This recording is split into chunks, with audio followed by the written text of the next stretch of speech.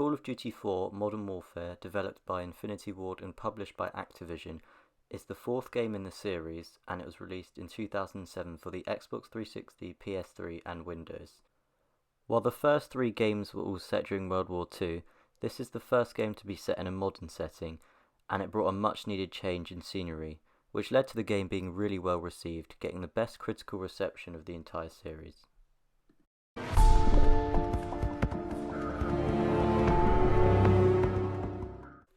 While there are a lot of aspects that make this game unique, at its core it's still a first-person shooter game.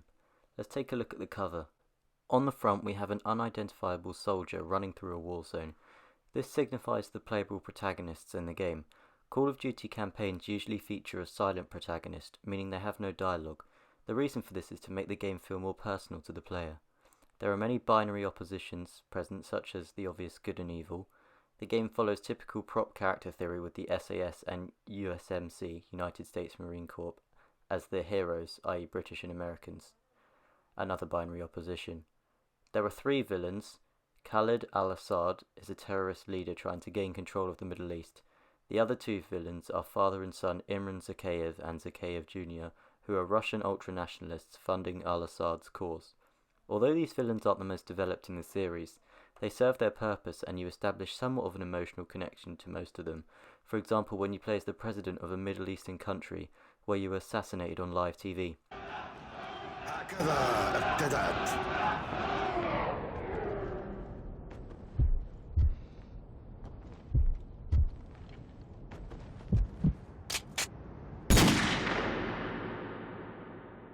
However, the majority of the time you play as a US Marine called Sergeant Paul Jackson in the first act, but then this happens.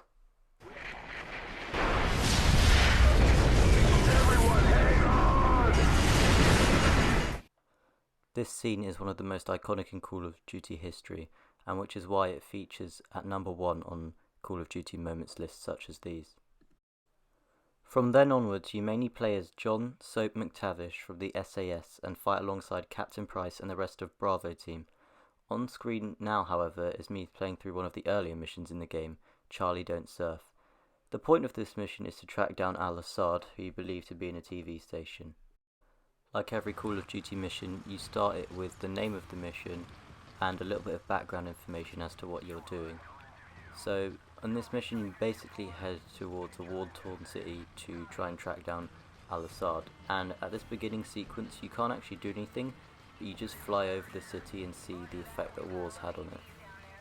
Once you're out of the helicopter, you mainly fight on the streets of the city, but you also do search certain buildings looking for people, and you can find more weapons to pick up on the ground or on tables and stuff, and you can get ammo from your enemies that you've killed. The game has 4 difficulties, and I'm doing this mission on the easiest just to get through it quickly, but this mission is still one of the earlier ones, so it still shows you certain prompts like throw a flashbang when you're kind of new to the game and just exploring what everything does. Once you eventually fight your way to the TV station, you have to clear out the room, and it encourages you to move forward because when you do, so do your squad, and also it stops certain sections where the enemy basically infinitely respawn, so it encourages you basically to just get on with the mission.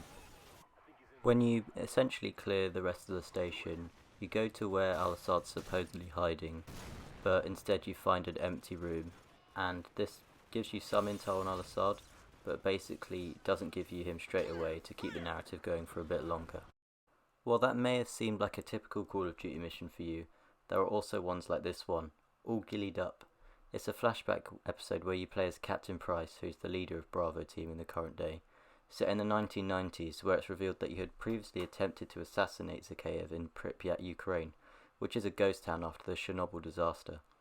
Unlike the previous mission, I played this one in Veteran, the hardest difficulty, and although this game has one of the most challenging veteran difficulties of any Call of Duty game, I found it very rewarding to beat. The challenging aspects appeal to problem solvers trying to reach self-actualization in Maslow's pyramid, as well as appealing to the succeeder from the 4C's psychographic. This mission is completely different to regular Call of Duty missions as it's a stealth mission. As it is so vastly different and has a more intense, gritty atmosphere, this mission is widely considered the best Call of Duty mission ever made. Мы не бродим, мы патрулируем здесь, идиот. Зачем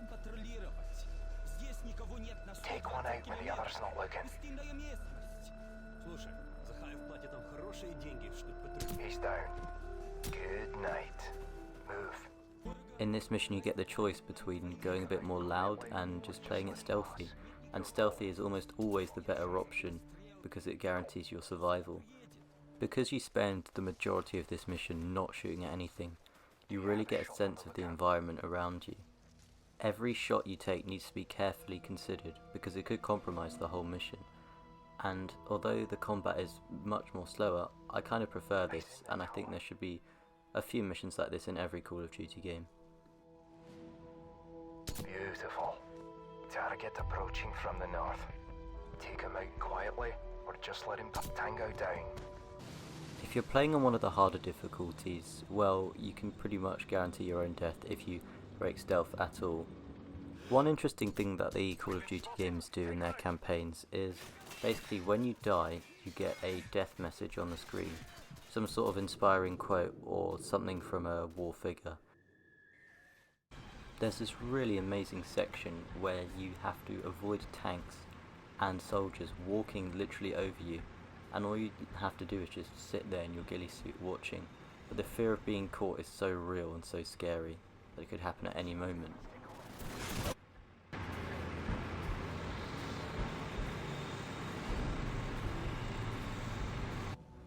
Sometimes after just killing one enemy, you're basically forced to push up, and this just throws off the pace because you'll be crouching around and then suddenly you have to make a daring sprint for some cover.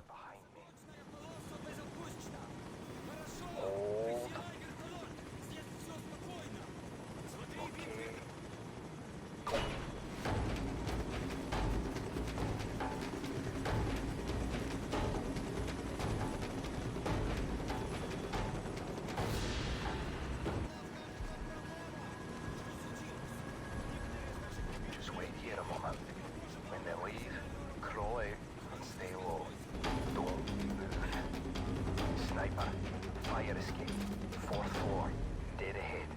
Take him out, or he'll give away our position. Beautiful. Move out. Then finally at the end of the mission, you have to basically crawl around the abandoned city of Pripyat, and it's just a completely different atmosphere. Just seeing all these abandoned buildings and weird stuff going on.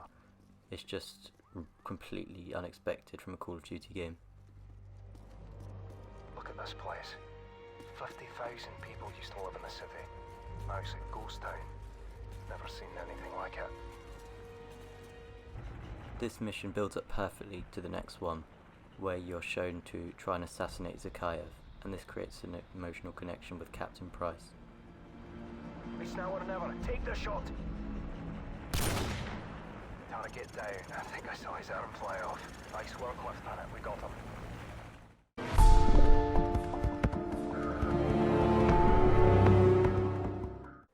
The game is rated PEGI 16 for violence, which is a good indicator that this game is aimed at teenagers and young adults, particularly men. The game features almost no female characters, but when they do appear they are presented the same way as any soldier, so no objectification really occurs here. The story mode doesn't shy away from bloody violence and dark scenes, such as this part where you play as a president of a Middle Eastern country, hopelessly watching your innocent citizens get executed as you head to your inevitable demise. Despite this game is only rated as 16 compared to every other edition in the Modern Warfare series.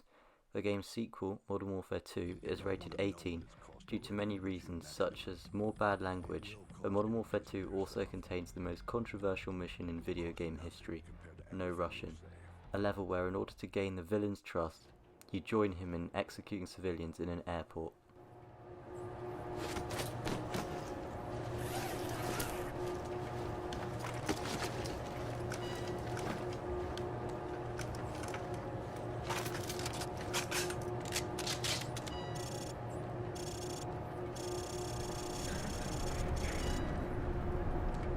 Z nami Bóg. Remember, no Russian.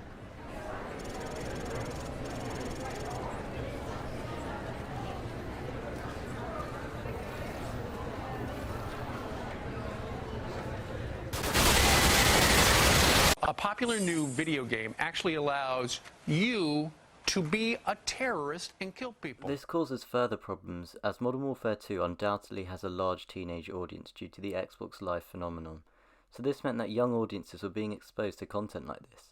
As we know from Stuart Hall's reception theory and Clay Shirky's end of audience theory, the audience in the modern day are far from passive, and not everyone is happy to partake in a terrorist attack regardless of the level of verisimilitude. Therefore, after the game's release, a disturbing content notice was added, and the mission is now entirely skippable.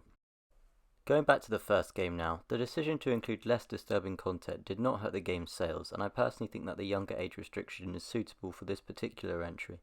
The first Modern Warfare game is more grounded than the others, which is partly why its campaign is so acclaimed, but it is still far from realistic. Despite this, the game does appeal to those who may have served in the military, although most won't glorify the use of violence.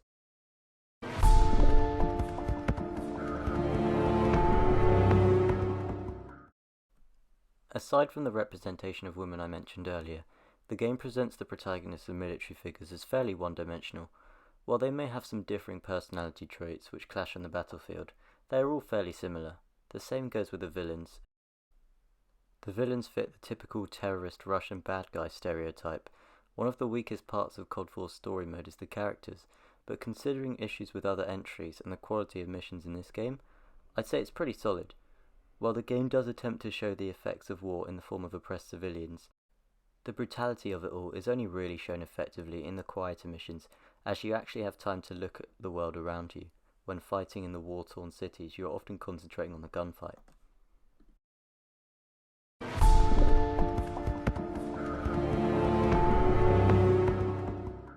As Activision follows an annual release model for the Call of Duty series, the games seem to be degrading in quality, particularly in recent years.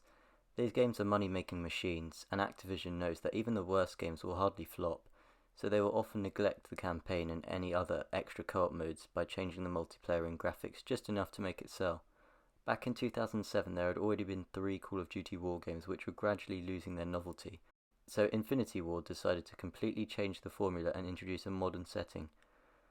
Yes, this game is pretty basic compared to other entries, particularly in the multiplayer aspect, as it only contains a campaign and a limited multiplayer. But even the smallest things in this game could easily be brought back in future games.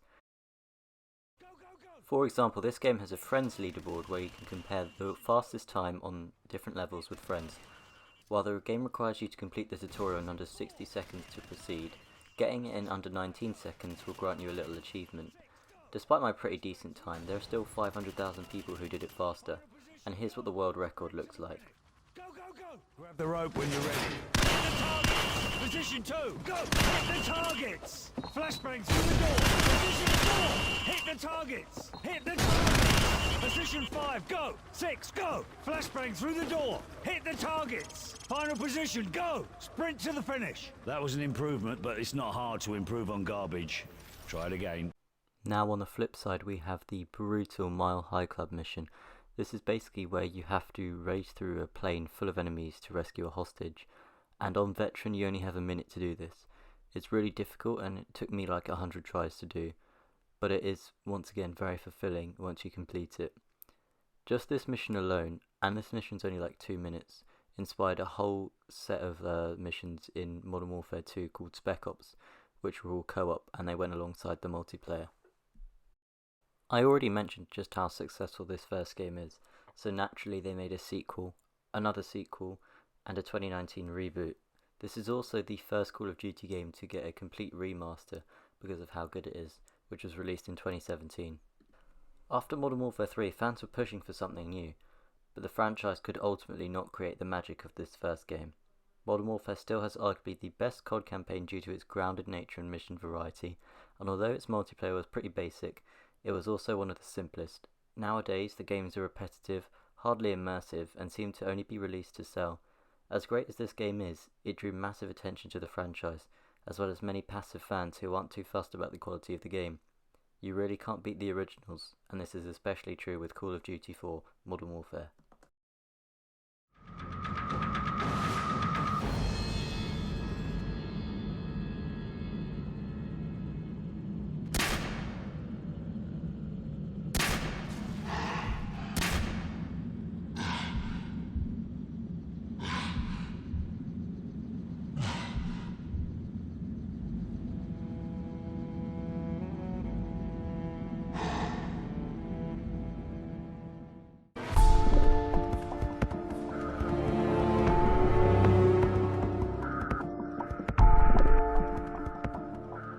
To invite to the stage Grant Collier and Jason West of Infinity Ward to give you a deeper look at Call of Duty 4 Modern Warfare. The Infinity Ward team has been developing Call of Duty 4 Modern Warfare. We're making a more sophisticated, deeper Call of Duty experience. Variety is the next big thing for us. We're going deep and we're going hard. So the next thing that we're going to be showing you guys is going to be by project lead of Call of Duty 4 Modern Warfare, Jason West. Take it away, Jason. Take one out when the other's not looking.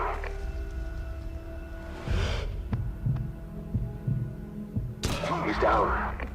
Good night.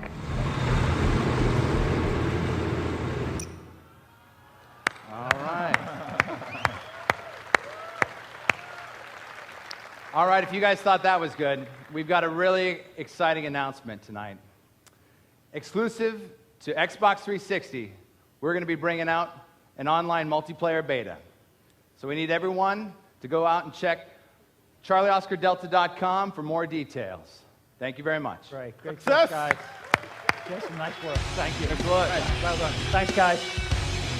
Grant Collier, Jason West of Infinity Ward. Thank you.